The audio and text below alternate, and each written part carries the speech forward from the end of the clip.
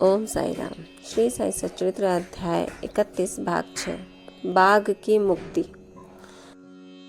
मस्जिद के सामने एक बैलगाड़ी आकर रुकी जिस पर एक बाघ जंजीरों से बंधा हुआ था। उसका भयानक मुख गाड़ी के पीछे की ओर था। वह किसी अज्ञात पीड़ा या दर्द से दुखी था। उसके पालक 3 दरवेश थे जो एक गांव से दूसरे गांव में जाकर उसका नित्य प्रदर्शन करते और इस प्रकार यथेष्ट द्रव्य संचय करते थे और यही उनकी जीविकोपार्जन का एकमात्र साधन था।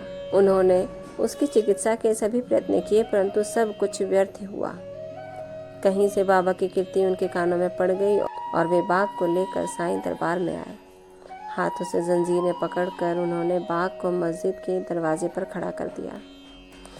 वह स्वभावतः ही भयानक था पर रुग्ण होने के कारण वह बेचैन था। लोग भय और आश्चर्य के साथ उसकी ओर देखने लगे। दरवेश अंदर आए और बाबा को सब हाल बताकर उनकी आज्ञा लेकर बाघ को उनके सामने लाए। जैसे ही वो सीढ़ियों के समीप पहुंचा वैसे ही बाबा के तेज पुंज स्वरूप का दर्शन कर एक बार पीछे हट गया और अपनी गर्दन नीचे झुका दी। जब दोनों की दृष्टि आपस में एक हुई तो बाघ सीढ़ी पर चढ़ गया और प्रेम पूर्वक उसने अपनी पूंछ 3 बार हिलाकर जमीन पर पटकी और फिर तत्क्षण ही अपने प्राण त्याग दिए। उसे मृत देख कर दरवेशी बड़े निराश और दुखी हुए। तत्पश्चात जब उन्हें बोध हुआ तो उन्होंने सोचा कि प्राणी रोगग्रस्त था और उसकी मृत्यु भी सन्निकट ही थी। चलो, इसके लिए अच्छा ही हुआ कि बाबा सरीखे महान संत के चरणों में उसे सद्गति प्राप्त हो गई।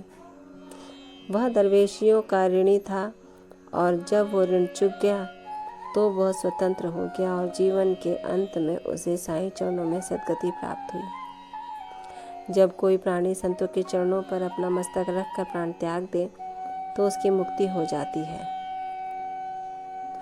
पूर्व जन्मों के शुभ संस्कारों के अभाव में ऐसा सुखद अंत होना कैसे संभव है। ओम साई राम। श्री सद्गुरु साईनाथार्पणमस्तु। शुभम भवतु। इसी के साथ ये अंश यहीं समाप्त होता है। कल अगला अध्याय का शुभारंभ होगा प्रस्तावना के साथ।